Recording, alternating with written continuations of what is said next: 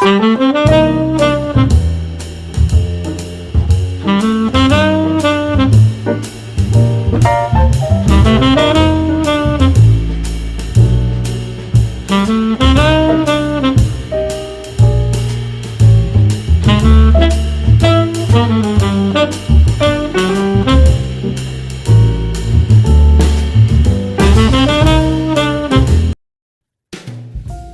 Mr. Cunningham, and welcome to Bright Academy. How are you doing today? I'm wonderful. For you?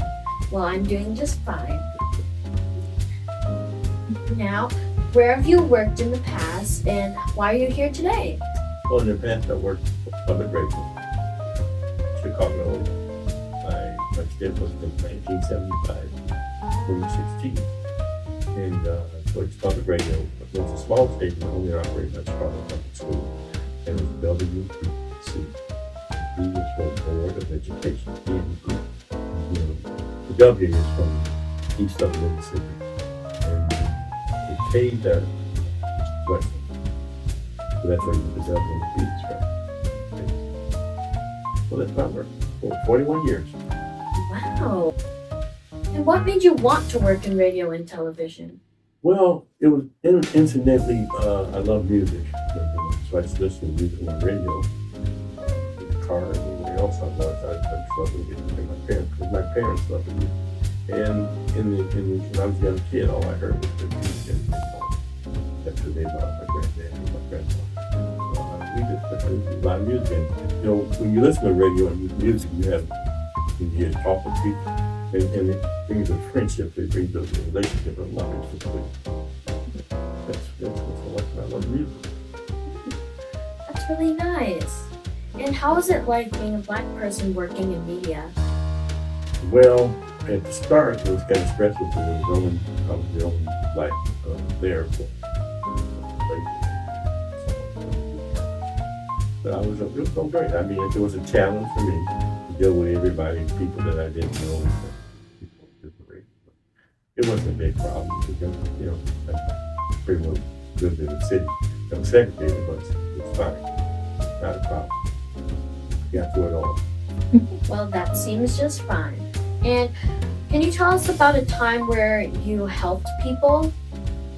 Well, I did a lot of festivals. I coordinated a lot of festivals, all kinds of musicians, jazz, blues, gospel. We did.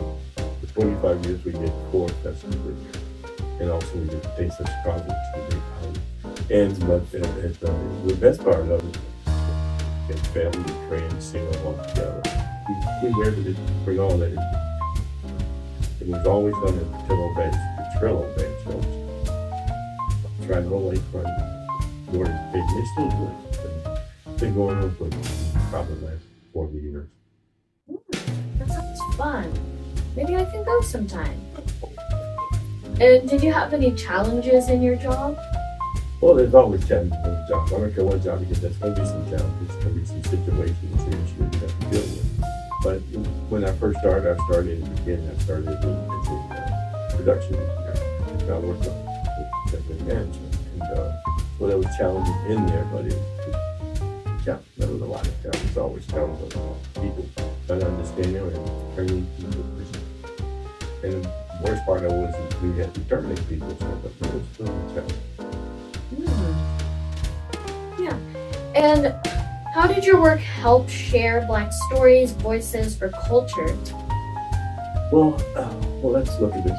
Since this is Black History Week, let's look at this here. In 1966, Dr. Martin Luther King walked called Marquette, which was no blacks were there. There was a march they did with the going march. I was a young kid, about 18 years old. And so years later, in 1976, he was gone. He did a march in there, just couldn't get over it. And the people that me and the guy named Scott Steiner, who's still at NPR in Washington, he did a production live. The people from Kentucky and the people that was marching and down to the station, it was a riot. And we got a major award with Abraham Lincoln School of Journalism. They gave us an award for the best documentary ever. That was part of the cult of going into media. Yeah. And while working in television and radio, have you seen any changes happening? Yeah. One thing that I can show you on that table right there, we went from cassettes to reels and CDs and what is it, album, with the album.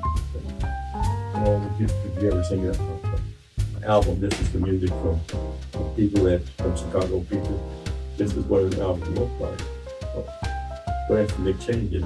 Now you guys got Spotify and Pandora. Matter of fact, in the beginning, when I first started, we had a machine that we could actually make records on. But, and then they learned that, and the quality of it wasn't as good as it is nowadays. But we didn't have all these different avenues you guys had, podcasts and stuff. We didn't have all that. We literally had to cut tape to make shows.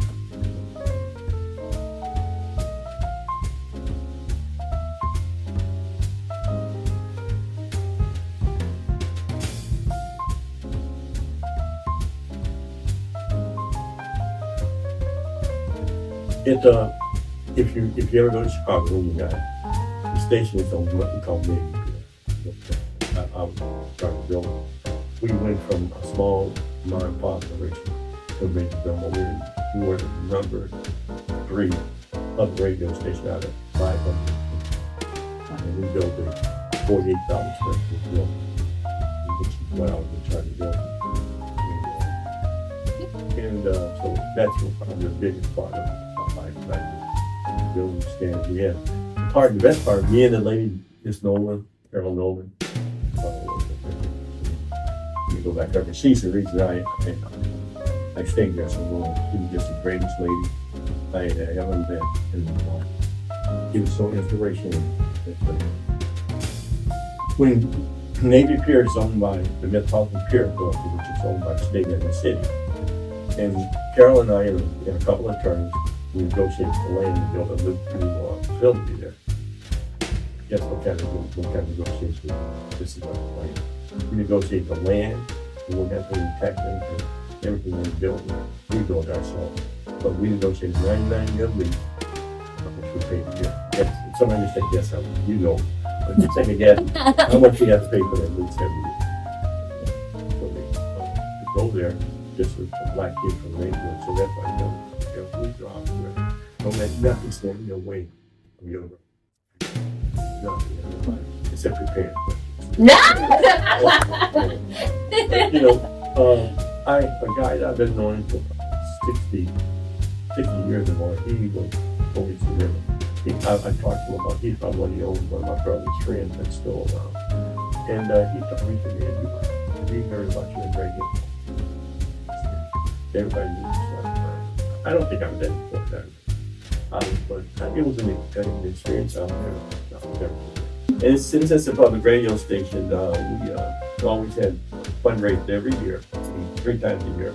And we got to the point where we could raise $1 million. Yeah. That's awesome. So you know who that is? I don't think so. That's okay. That's the 39th president of the United States, Jimmy Carter. He just passed away 100 years ago. He was such an important guy. Every time he came to the city, he'd always come to the station and we'll either have lunch or something. Music. That this lady is Nancy Wilson. She's one of the most vibrant jazz ever. Dizzy Gillespie was former the most important trumpet player. He's played all over Cuba and everywhere. Chaka Khan, I don't know if you've heard her, she's still around. She, Yeah, we have. She's from Chicago, not far from what she went from Swift Academy High School. And she was down at the station, one of the festivals at Chattanooga. It's in Chicago. This is me hosting, like a booth at the possible in Chicago. And New York, everything. I do theater at NTPA, North Texas Performing Arts. I've done many shows also in California where I was born, and my love of theater has just like grown on me. I've been in JTF, Junior Theater Festival. I have gone to New York and been in Broadway Workshop, and I'm going again this year.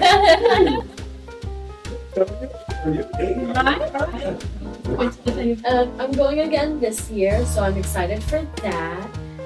I'm in Singing in the Rain, like I told you. I'm Dora Bailey, a news reporter. And what else have I done? Oh, I've seen many Broadway shows, including Hell's Kitchen from Alicia Keys. And it was very interesting. It had lots of her songs, but put into a musical.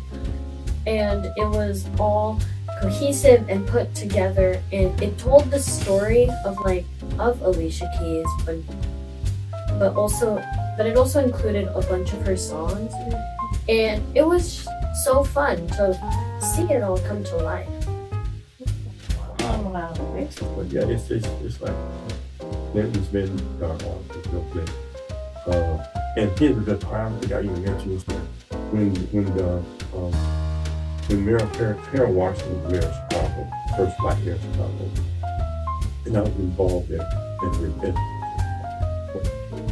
and it was amazing. I was there. I was actually in the room on the stage with Scott Simon, and he told me, you guys, he said, if he wins, I'll kiss your feet in front of him. And guess what? Wow. He did. Yeah. He's one of the guys I trained. He's one of the guys I trained in radio. His dad was a big time in television. Chicago, in the Chicago scene. These guys in radio. He's still in NPR. And when Obama won, it was Grand Park. Grand Park was perpendicular to right across the water. We were Grand Park where he was around again. And what happened is it was so loud over there. I went on our building. I went there and